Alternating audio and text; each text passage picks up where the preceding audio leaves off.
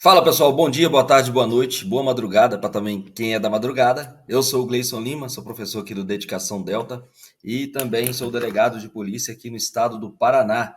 E hoje vamos conversar um bocado sobre algumas espécies legislativas aí, alguns crimes ligados ao Código de Trânsito Brasileiro. Então a gente nesse projeto que a gente está dando aí esse mini curso, vamos dizer, com vários tipos de normas, várias leis, que vão sendo paulatinamente sendo colocadas para que vocês possam estar estudando em temas específicos, em temas que são chaves aí para concursos públicos. E hoje, com uma aula bem rapidinha aqui, nós vamos falar sobre alguns crimes de trânsito, em especial o crime de homicídio e lesão corporal, cometido na direção de veículo automotor. Então, para hoje, é o que temos, é o que vamos ver de uma maneira bem breve. Veja só, pessoal, em relação ao tema de hoje, a temática que a gente vai desenvolver aqui, vamos lembrar que o homicídio e lesão corporal ele pode estar em outra legislação, como a gente vê até mesmo no próprio Código Penal, o clássico Código Penal, ele vai trabalhar com o homicídio e a lesão corporal. Porém, quando a gente está dentro do Código Penal, a gente está falando do homicídio doloso e também a modalidade culposa. A gente tem a lesão corporal dolosa e também tem a modalidade culposa.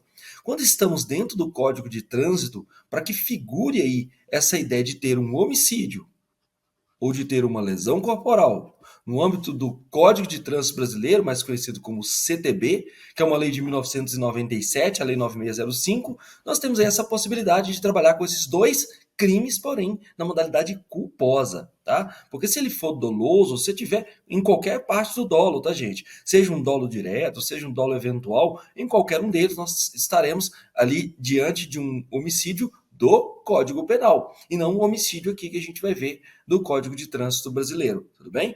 Então a gente avançando no tema aqui, vamos lembrar que o homicídio de lesão corporal previsto no Código de Trânsito Brasileiro, ele está previsto a partir do artigo 302. Por quê? O 302 e o 303 sendo mais preciso. Mas para a gente entender como é que funciona bem brevemente o Código de Trânsito Brasileiro, não deixemos de lembrar aqui que a parte geral, as disposições gerais que vão tratar dos crimes de trânsito brasileiro, no Brasil, eles estão no artigo 291 a 301 do CTB.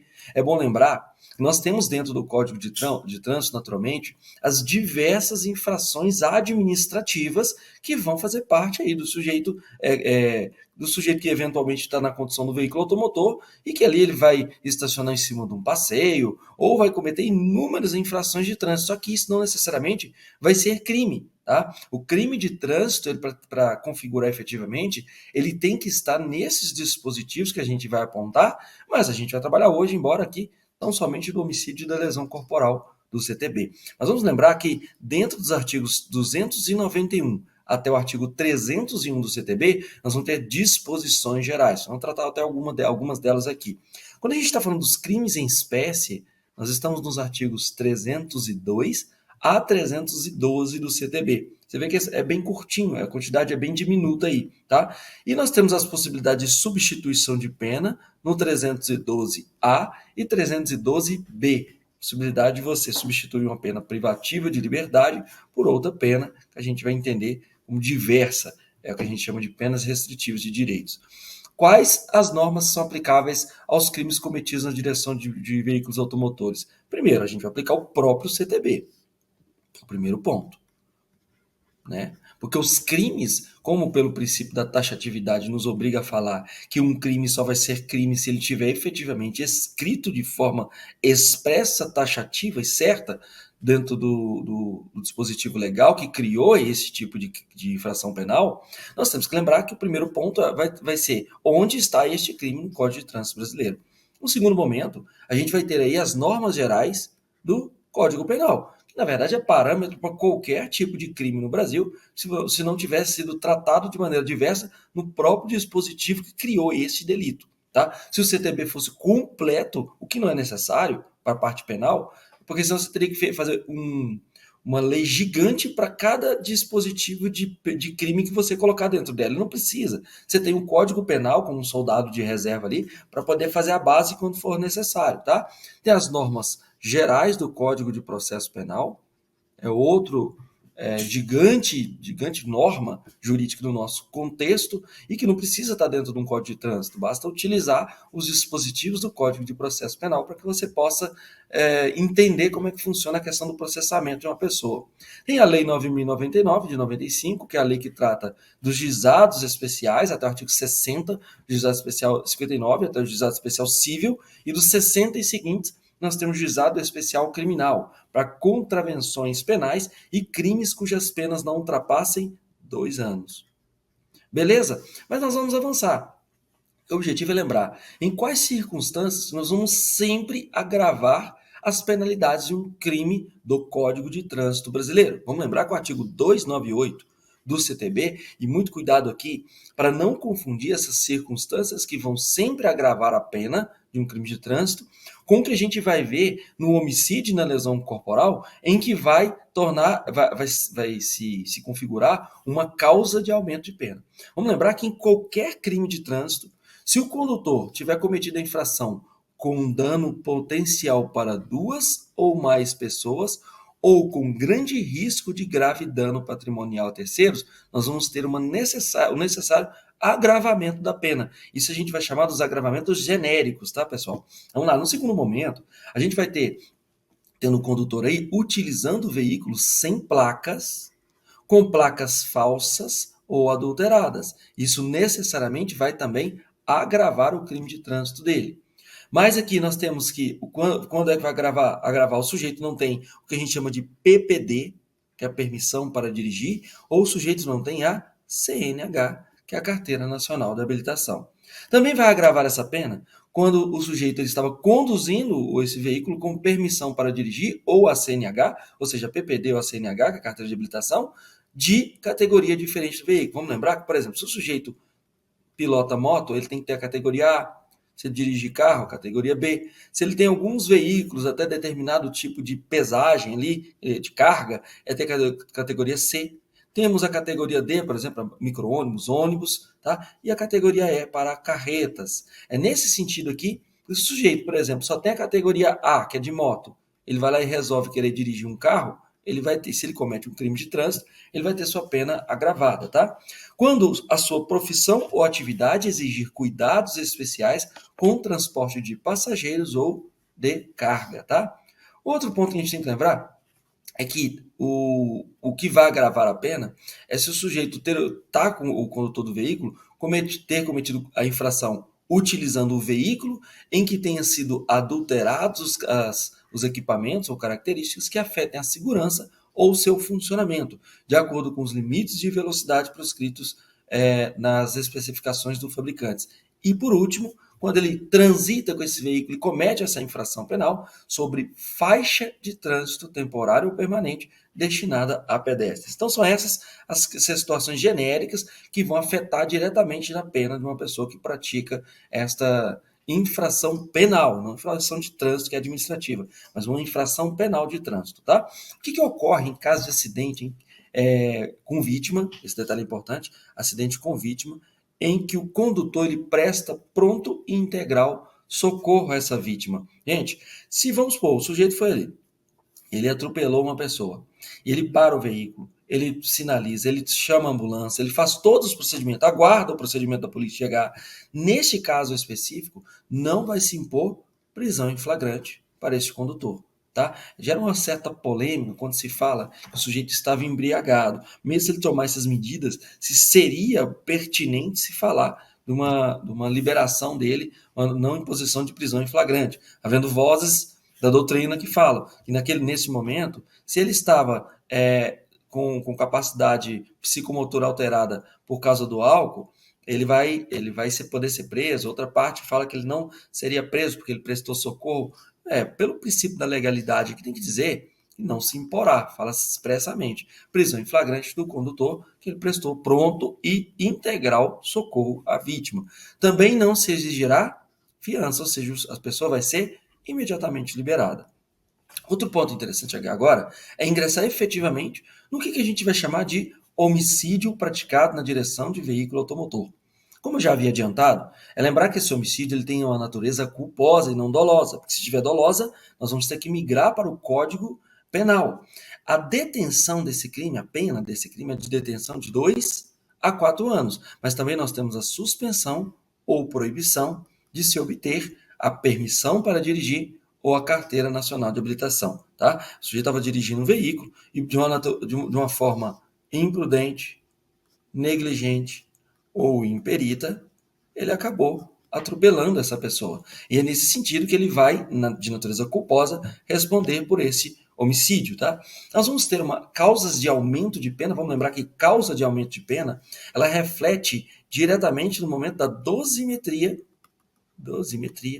da pena. Quando o juiz vai efetivamente aplicar aquela pena. Vamos lembrar que o juiz tem 3 fases, de acordo com o artigo 68 do Código Penal, para que ele possa dosar essa pena. E justamente a última é quando ele faz incidir as causas de aumento e as causas de diminuição. Vamos lembrar que causas de aumento de pena, no caso de homicídio praticado na direção de veículo automotor, nós temos um aumento de 1/3 até a metade, se esse agente, vamos lá, não possui permissão para dirigir e nem CNH, que é a Carteira Nacional de Habilitação. Viram que aqui a gente conflita com as circunstâncias genéricas que vão aumentar a pena? Não podemos fazer incidir as duas sob pena de bis in idem. Portanto, se a pessoa não tem CNH, ela já vai ter a causa de aumento de pena aqui e não vai ter, naturalmente, um aumento de pena genérico, porque ele já está sendo aumentado aqui como causa de aumento de pena, tá bom? Praticá-lo na faixa de pedestre é outra situação também que está lá no genérico, mas que também está aqui. Portanto, se ele praticar numa faixa de pedestre, somente vai ter este aumento aqui. Quando ele deixa de prestar socorro, quando possível fazê-lo, sem risco pessoal à vítima do acidente, e no exercício de profissão ou atividade, estiver conduzindo veículo de transporte de passageiros. Isso aqui entra um Uber também, inclusive, com jurisprudência recente. O sujeito alegou que, olha, mas eu sou Uber, eu trabalho com isso, vai inviabilizar meu trabalho, e falou exatamente por essa circunstância que você vai ter essa causa de aumento de pena, justamente porque você estava nessa... A você exige-se um cuidado maior por ser um motorista profissional. Tá?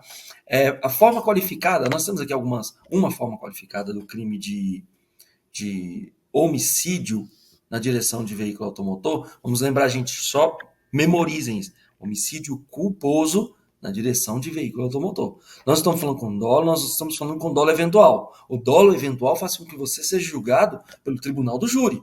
Peguei o carro e usei o carro como um instrumento e matei pessoas com aquele carro. Portanto, você praticou homicídio doloso e não um homicídio culposo. Aqui nós temos a forma qualificada do crime de homicídio na direção de veículo automotor. Que é aquele se o agente conduz o veículo automotor sob influência, basta uma influência de álcool ou de qualquer substância psicoativa que determine dependência. Isso foi uma alteração que teve no Código, não vou falar que é tão recente, mas não tem muito tempo. E aí, nesse caso, teremos uma reclusão de 5 a 8 anos e uma suspensão ou proibição de se obter permissão para dirigir ou a própria CNH. Nesse caso aqui, pessoal, basta a influência. Não precisa estar com a capacidade psicomotora alterada em razão da influência de álcool ou de outra substância que determine dependência. Isso aqui vai ser relevante quando a gente for ver a lesão corporal, que a gente vai entrar nela agorinha. Vamos lá. O dolo eventual e culpa consciente. Vamos lembrar, gente, que o dolo direto é aquele que o sujeito quer o resultado. Eu quero matar essa pessoa. Peguei o carro, quero ir para cima daquela pessoa ali. O dolo eventual é quando eu prevejo essa possibilidade, porém, de que pode acontecer esse resultado, e eu aceito o risco. É mais ou menos assim, dane-se, estou acelerando o carro, se esse cara não atravessar rápido, eu vou acabar atropelando ele, tá tudo certo. Tá? Já a culpa consciente é muito próximo do dolo eventual. Você, por exemplo, está acelerando o veículo, está vendo uma pessoa atravessar, mas você confia na sua direção, você sabe que você não vai acertar ela, sabe? Você acredita que não vai acertar, só que você calculou mal, você acaba acertando aquela pessoa. Nós estamos diante de uma culpa consciente, é bem diferente do dolo eventual. Já a culpa inconsciente, o agente não prevê o resultado que era previsível, tá? Gente, já tem duas jurisprudências aqui. Lembramos que jurisprudência em tese é extremamente importante que a gente leia, veja e releia, porque tem despencado em concursos públicos aí, tá? A jurisprudência em tese, esse aqui é do STJ. Aí, a de número 114, ela falou na jurisprudência em tese e tese 1, que na hipótese de homicídio praticado na direção de veículo automotor, havendo elementos nos autos indicativos de que o condutor agiu possivelmente com dolo eventual, o julgamento acerca da ocorrência deste ou da culpa consciente compete ao tribunal do júri na qualidade de juiz natural da causa. Então, às vezes, o sujeito praticou um determinado crime de homicídio na direção de veículo automotor, porém, naquele caso específico, não se sabe se ele agiu com culpa consciente ou com dolo eventual. Quem vai decidir isso é o júri e não o juiz sozinho. Veja que tem uma radical diferença do sujeito ser julgado pelo júri e julgado por um juiz sozinho. O homicídio culposo na direção de veículo automotor é julgado pelo juiz sozinho. Um homicídio doloso, mesmo se o sujeito estiver na direção de veículo automotor, é julgado perante o tribunal do júri, tá? E a jurisprudência em tese, nessa tese 2 da jurisprudência de número 114, ela vai dizer que o fato da infração ao artigo 302 do Código de Trânsito Brasileiro, que é exatamente o homicídio culposo, ter sido praticado por motorista profissional, não conduz à substituição da pena acessória de suspensão do direito de dirigir por outra reprimenda, pois é justamente de tal categoria que se espera maior cuidado e responsabilidade no trânsito. Vamos avançar. Gente, agora vamos entrar na lesão corporal na direção de veículo automotor. Lembramos que o artigo 303 do Código de Trânsito Brasileiro, ele vai falar que lesão corporal culposa na direção de veículo automotor. Lembramos que a culpa, ela pode ser por negligência, imprudência ou imperícia. Acabei de falar agorinha nela aqui. A pena desse tipo de crime vai ser de detenção de 6 meses a 2 anos, e havendo a suspensão ou proibição de se obter a permissão para dirigir ou a carteira nacional de habilitação. Teremos como causas de aumento de pena aquelas que temos lá no homicídio. Quais são as causas de aumento de pena que podem aumentar a pena de 1/3 até metade? Não possuir permissão para dirigir, nem CNH. Praticar na faixa de pedestre ou na calçada. Lembrando que essas duas hipóteses aqui, nós estamos lá atrás falando também da questão genérica. E então, portanto, vai ser só essa.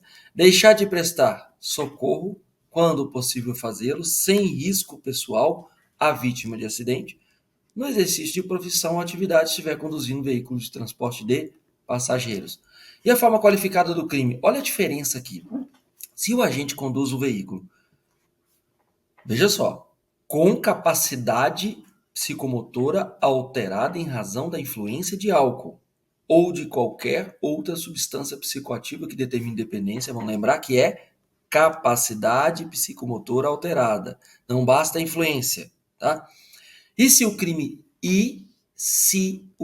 resultar lesão corporal de natureza grave ou gravíssima? Então vamos supor a seguinte situação: o sujeito estava com capacidade psicomotora alterada em razão da influência de álcool. Só que ele atropelou uma pessoa, mas gerou lesão corporal de natureza leve contra essa pessoa. Eu estou nessa hipótese? Não. Eu não qualifiquei esse crime de lesão corporal.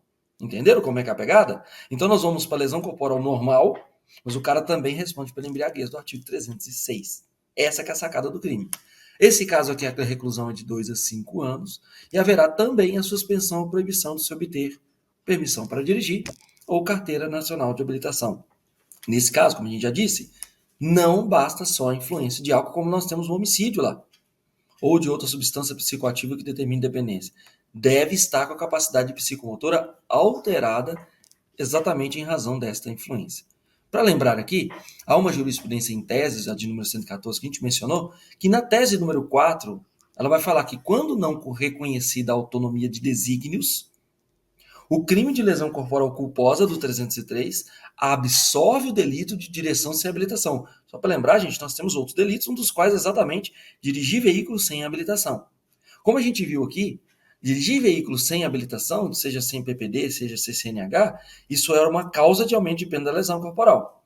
Se ficar reconhecido desígnios autônomos, ou seja, o sujeito estava na lesão corporal, estava sem CNH, mas também ele foi encontrado dirigindo logo aqui em seguida o veículo, tentando fugir, o que for, vai entrar na fuga do local do acidente, vai entrar também uma direção sem habilitação, porque nós estamos mostrando desígnios autônomos, tá? Mas, na situação específica, se o sujeito praticou lesão corporal culposa e ele estava sem habilitação, vai ter a causa de aumento, 303 mais causa de aumento, tá?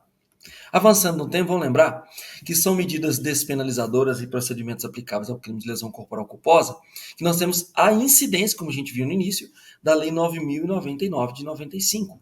Portanto, para crimes cujas penas não ultrapassem 2 anos, além das contravenções, né, em geral, mas as penas não ultrapassem 2 anos, nós vamos ter incidência da Lei 9.099, que tem dentro dela os seus próprios institutos despenalizadores, como a composição civil de danos, ou composição de danos civis, que vai exatamente ser o acordo ali entre as partes, a questão do dano praticado. Porém, interessante que traz no parágrafo único se a ação penal é de iniciativa privada ou a ação penal é pública condicionada à representação, o acordo homologado vai acarretar a renúncia do direito de queixa ou representação, ou seja, pagou, está resolvido. Algumas situações que se resolvem no âmbito civil. O que mais a gente tem como medidas despenalizadoras da Lei 9.099, que vai se incidir também nos crimes de trânsito, especialmente aqueles que as penas não ultrapassem 2 anos? Estou falando dessa aqui, ó. Transação penal. Transação penal, um momento depois, temos representação ou crime de ação penal pública incondicionada. Representação, gente, só para lembrar, é para crime de ação penal pública condicionada à representação, tá? Uma lesão corporal de natureza leve, por exemplo, é condicionada à representação como regra. Não sendo o caso de arquivamento, o que o Ministério Público poderá propor imediatamente? A aplicação de pena restritiva de direito ou multas. Ou seja, o sujeito aqui, ele responde pelo crime, responde pela situação inicialmente só, porque não teve sequer denúncia. O Ministério Público quer fazer o quê? Uma medida despenalizadora. O sujeito vai cumprir uma pena restritiva de direito ou multa sem mesmo ter um processo, tá? E nesse caso, vamos lembrar que a representação é necessária no caso de crime de lesão corporal de natureza leve. Vamos lá, vai falar que além das hipóteses do Código Penal e da legislação especial, vai depender de representação, ação penal relativa a crimes de lesão corporal leve e de lesões culposas, tá? Então, portanto, se uma pessoa é vítima de crime de lesão corporal de natureza culposa, lá do Código de Trânsito, por exemplo, ela precisa representar, sob pena de decadência. 6 meses, tá? Do conhecimento da autoria. No caso de lesão corporal, não serão cabíveis os institutos despenalizadores, ou seja, composição civil de danos, transação penal e a própria representação, que embora não seja necessariamente instituto despenalizador expressamente, mas ele alivia, porque exige uma representação da vítima, mas não vai se aplicar aqueles institutos que nós acabamos de falar se o agente estiver praticado essa lesão corporal, ainda que ela seja leve, sob influência de álcool ou qualquer outra substância psicoativa que determine dependência, ele tiver participado em via pública de corrida, disputa ou competição automobilística, de exibição ou de demonstração de perícia em manobra de veículo automotor, não autorizado pela autoridade competente, ou se ele estiver transitando em velocidade superior à máxima permitida para a via em 50 km. Gente, não é 50%, tá? Algumas pessoas confundem. 50 km. Se a via falava que era 50 km, e se o sujeito dava 110, ele já ultrapassou, porque poderia ser só 50 mais 50. Tá? Não que não daria infração administrativa, mas a questão se você praticou um crime nessa circunstância, você não poderá, e o crime foi de lesão corporal, você não poderá se valer dos institutos despenalizadores, tudo bem? Que alivia muito a pena do sujeito, evita que ele seja efetivamente processado ali, porque ele não é denunciado no primeiro momento. Nessas hipóteses, ao invés de instaurar-se o que a gente chama de TCO ou TCIP para alguns lugares, que é o termo circunstanciado de infração penal, o termo circunstanciado de ocorrência, você instaura o quê? O efetivo inquérito policial, tá? Vamos lembrar que nós temos uma jurisprudência, essa jurisprudência foi tratada, na verdade, que é exatamente quando não for reconhecida a autonomia de desígnios, o crime de lesão corporal culposa absolve o delito sem habilitação, funcionando como causa de aumento de pena. Já comentamos essa jurisprudência. Vamos lembrar, gente, que existe uma lesão corporal ou morte específica como qualificadora do crime do artigo 308 do Código de Trânsito Brasileiro. Quando o sujeito vai ali e participa na direção de veículo automotor em via pública de corrida, disputa ou competição automobilística, ou ainda de exibição ou demonstração de perícia em manobras de veículo não autorizado pela autoridade competente, gerando situação de risco a incolumidade pública ou privada. O cara que está ali prestando racha, o cara que está dando o oitinho, o zerinho na rua e está acelerando o veículo em alta velocidade, demonstrando manobra, demonstrando perícia, isso é crime, tá? Se não foi autorizado pela autoridade competente, se não está no local específico para aquilo, é o crime do artigo do 308. Por que eu trouxe ele aqui se eu estou falando de homicídio e lesão? Veja só, em tese a detenção aqui é de 6 meses a 3 anos. E nós temos também a incidência de multa ou suspensão ou proibição de obter PPD ou CNH. Porém, como a gente vê aqui, se isso gerar lesão grave, nós temos uma reclusão de 3 a 6 anos. Se gerar lesão, se gerar morte, nós temos uma reclusão de 5 a 10 anos. E isso aqui não vai permitir, vai ter essa gravidade no delito aqui, e que é diferente daquele homicídio e lesão que nós vimos lá atrás. Tá certo? É uma situação, uma circunstância diferenciada. Agora vamos lembrar qual é a duração da penalidade de suspensão ou de proibição de obter permissão ou habilitação para dirigir veículo automotor. De 2 meses a 5 anos. Há uma suspensão ou proibição, pode ser imposta isolada ou cumulativamente, com outras penalidades, isso é importante. Transitada em julgar a sentença condenatória, o réu é intimado para entregar suas PPD ou CNH em 48 horas, senão se ele não entregar não vai ficar vazio, né? A penalidade não se inicia enquanto o sentenciado estiver recolhido ao estabelecimento prisional. É lógico, se ele está no estabelecimento prisional, como é que ele vai cumprir essa penalidade dessa suspensão, né? O réu reincidente em crime do CTB, o juiz aplicará necessariamente, ou seja, uma situação cogente, obrigatória, a penalidade de suspensão da PPD ou CNH, sem prejuízo das demais sanções cabíveis. Interessante aqui a jurisprudência em teses também, aquela de número 114, que eu havia passado, é lembrar que a imposição da penalidade de suspensão do direito a dirigir, que nós acabamos de falar, não tem o condão por si só de caracterizar ofensa ou ameaça à liberdade de locomoção. Você só está com a ofensa à liberdade de dirigir seu veículo. Aí teve gente que entrou com ação judicial e falou, não, eu vou entrar com habeas corpus, porque o habeas corpus serve para isso. Não, isso aqui não está retirando sua liberdade de locomoção como pessoa ali, pezinho no chão, né? Vamos lá. Em tese, não se aplica substituição de pena privativa de liberdade em pena de restritivo de direito nos casos de homicídio em que o condutor esteja sob influência de álcool ou de outra substância psicoativa que determine dependência, ou no caso de lesão corporal em que o condutor esteja com capacidade psicomotora alterada em razão da influência de álcool ou de outra substância psicoativa que determine dependência. Ou seja, sabe aquela substituição de pena privativa de liberdade em pena restritiva de direitos? Portanto, ali, em tese, não se aplicaria o artigo 312. Tem uma certa polêmica nisso aqui, mas eu não vou entrar nela agora. A ideia é lembrar que o 312 vai falar que aos crimes do 302 e 303, homicídio e lesão corporal, cometidos na direção de veículo automotor, em que o sujeito está ligado ali à questão do álcool ou substância psicoativa que determine dependência, não poderá fazer o quê? Converter a sua pena privativa de liberdade em pena restritiva de direitos.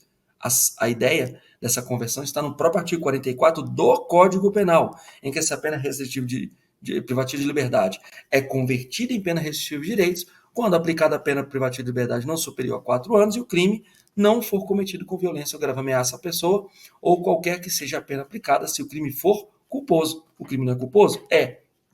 Mas não vai poder, neste caso específico, tá? Não pode converter uma pena na outra por uma disposição expressa do Código de Trânsito Brasileiro. Tudo bem? Em caso de substituição, vamos supor que não seja crime de homicídio ou de lesão corporal em que há influência de álcool ou substância psicoativa.